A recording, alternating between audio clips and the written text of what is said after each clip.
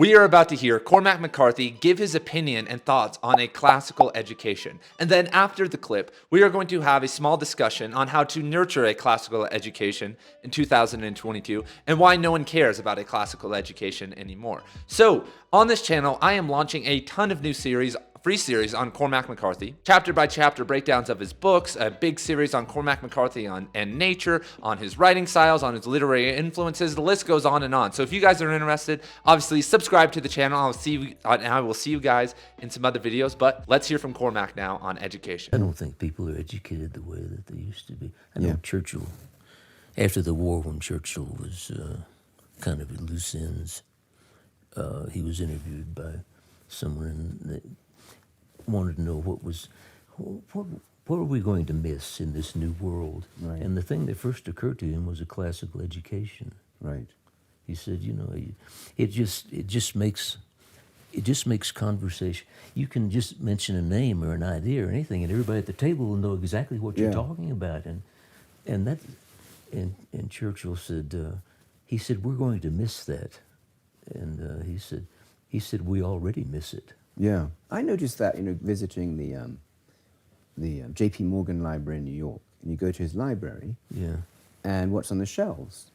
Well, it's Aristotle and Plato, maybe up to Thackeray and, Carlyle. There's a kind of a common culture, and now you go into someone's library and you don't recognize a single book you see.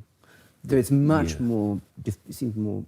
Everybody read the same thing. Everything read the same thing. There was a common language there. Cormac is 100% correct with his assessment that there are less smart people than ever because a classical education is almost extinct. And it is so fun when you can connect with people, and that's what I'm trying to do on this channel, who are knowledgeable, and you can just talk to each other and just be naming people. You can say Aristotle and Nietzsche and German idealism, and people can just connect and know what you're talking about, and you don't need to sit and explain it. And everyone knows the implications, and there's so much growth and fun and beauty in being able to have those type of conversations. But day by day, you and I are becoming interlopers. We're becoming derelicts. Because their reading culture has been destroyed, and now it's starting to reverse. There is starting to become a hatred toward knowledge. I am a high school English teacher in the public school system right now, and you guys can't even imagine how bad it is. It's not just that kids don't read anymore. It's that kids can't read, can't write, and can't think into 10th, 11th, and 12th grade, and they probably won't be able to for the rest of their life. And I feel like I bring the energy and bring everything I can to help these kids. Maybe 1 or 2 out of 200 even can receive the message every single year. And that's because their parents are readers. Every single time, their parents care and their parents read. And so people like to blame, TikTok and video games for, how addicting they are. But we've had, since the introduction of the television and, Deweyism into the school, the school system, multiple generations of non-readers raising non-readers, and it's very sad to hear every single day, why are we learning this? This has no use in the real world. How's this going to make me money or get me a job, when we are talking about some of the greatest thinkers of all time? And one of the axiomatic shifts that has happened is that people do not read the Bible anymore. And I am not a Christian, but if we go back 100 years ago, a lot of people were reading the Bible, and the Bible is a challenging text. You can read the Bible in full and interpret it. You can probably move on and be able to read a lot of the greatest novels of all time and go to Aristotle. Then the chain of classical education can start. And you can obviously have any impetus or any beginning book that can help you with that, but it was the Bible. For poetry and plays, it was Shakespeare. For fiction, it was Mark Twain. There are these, gatekeepers and these things that everyone kind of went through, and then you could project into higher education from that. And one of the questions I like to explore on this channel is, how do we restore this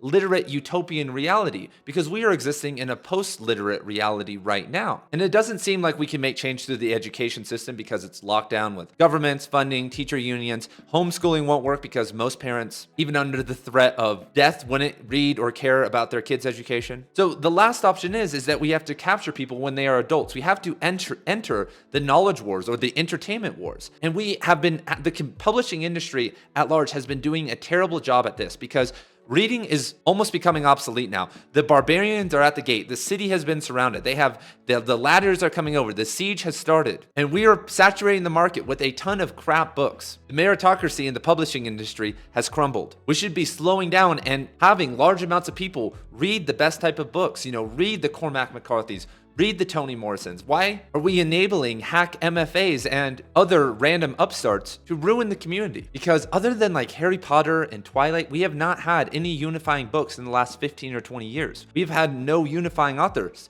even like the authors I just talked about, J.K. Rowling is now a divisive author. Even someone like Cormac McCarthy, who has only made actually like 2 political statements in his life, from what I've found, and he airs on the conservative side, is polarized by he's never going to win a Nobel Prize because he is not in alignment with most book committees' politics and worldview. And my solution is one that took me years to step up to, and that is trying to talk to the masses about books through online education. Personal websites, YouTube, and certain social media sites are the last battleground to make people start caring about books more again. It's not trying to write the great American novel anymore. We are literally losing a generation. We are losing any semblance of a reading culture. And my goal with this channel is not just to, talk about great literature and educate people about all these good things, because I am not enough. We need thousands of people to do this. All of you guys, if you are watching this video about Cormac McCarthy, are just as smart as me, or if not way smarter. And all it takes is for you to hold a phone like this and speak into it about what you know and to upload it, to start creating a shift. And obviously quality and speaking skills and other things will increase over time. But if you wrote the greatest book of all time, if you wrote, look, Cormac McCarthy is a drop in the ocean in terms of helping the literary community shift back into the right direction. There are random booktubers right now that are having a greater impact on the literature community than Cormac McCarthy is. And it's very sad to say, because he has dedicated his life to slow writing and producing magnificent pieces of art. So it seems like I'm calling for a reading war, everybody. It seems like it doesn't have to be negative, but we have to flood the world with the positive books, with the best books, and with interpretations, and make people care. Because if you can wrap someone into a book, it is more addicting and better than TikTok or video games.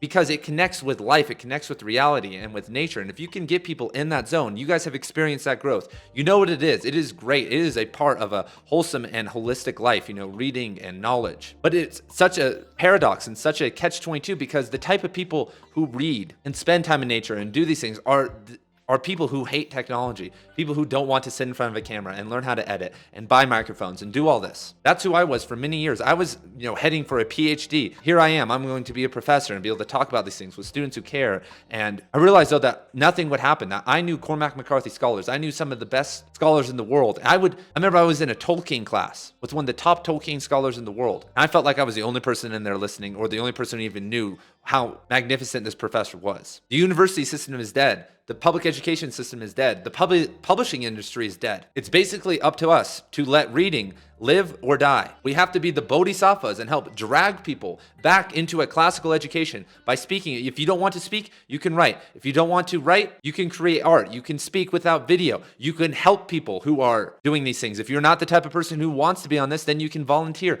and help people. I'm just promoting some dumb agorism right now. I know. But let me know a better solution down below about how to restore a classical education to the community, because school choice, not going to work. Massive government reform, probably not going to work either. Homeschooling, nobody cares. We have to make people care. Companies have made people care about TikTok and video games. They are marketing pitches. They do a great job. They have these massive budgets. And our publishing and publishing houses that we love, Random House, Macmillan, Penguin, have faltered. They have collapse under the weight of political pressure and other things, and have not kept reading in the game. So to conclude, I just wanted to talk about how to create, if you guys don't know, I should have probably put this at the front. How do you create a classical education in your life in 2022? Well, the best way to start is actually to pick a certain lineage you like. Like, for instance, I really like Nietzsche back when I was younger, and the existentialists. When I started, really getting to books at 13, 14, I liked Camus and Crime and Punishment and the Russian authors and one of the best things that you can do is find out who those authors that you like who inspired Kafka or Albert Camus or Soren Kierkegaard, and what philosophical lineages are they a part of?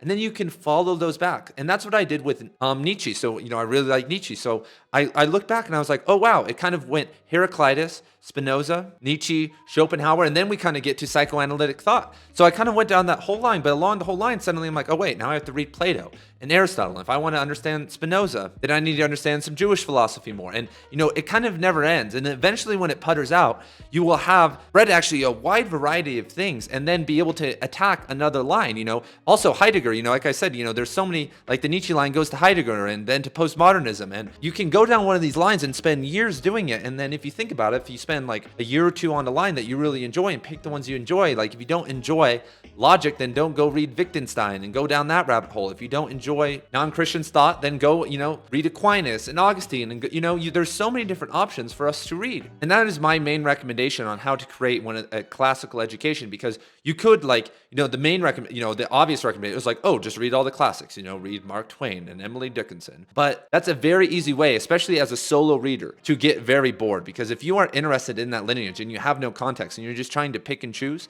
most of the time people fall off. I know there's a lot of people out there that can do it, like the type A people or the smart people, but for people like me who are maybe ADHD and a little bit challenged, at staying focused and disciplined, it's good to be following a lineage and then move on from that. So, another thing, I actually want to create something called the Classics Club on this channel. That's going to happen probably months from now, because there's so many. I want to launch a Cormac McCarthy course and many other things and on the Cormac McCarthy course, I'm actually going to have a bunch of modules and courses on how to actually create a blog, and how to write for a blog, or how to get published in academia, how to create a podcast or video presentations like this, how to video edit, and all these little basic things, so that people who are having a little bit of resistance can move over. How to have camera confidence, how to script. There's a million different little things that people, resist, but the BookTube community and this whole non-fluff BookTube community has to come together and help each other, or we're not going to go anywhere. And that's the essence of a classic education. We have to come together in a sort of group. There are secret societies, and these groups of individuals who had knowledge would come together, then start to spread that knowledge. Or if they're, the more hermetic type, not spread that knowledge. But I believe in spreading knowledge, and that's what we are going to do. So thank you, Cormac McCarthy, for a great opinion on education. I know he only gave us 1 minute and I gave us 12, but I wish he gave us hours on his thoughts on education. And if you guys are interested, I'm running a series right now on Cormac McCarthy's literary influences, and that's a great place to learn about a lot more classic literature. Peace.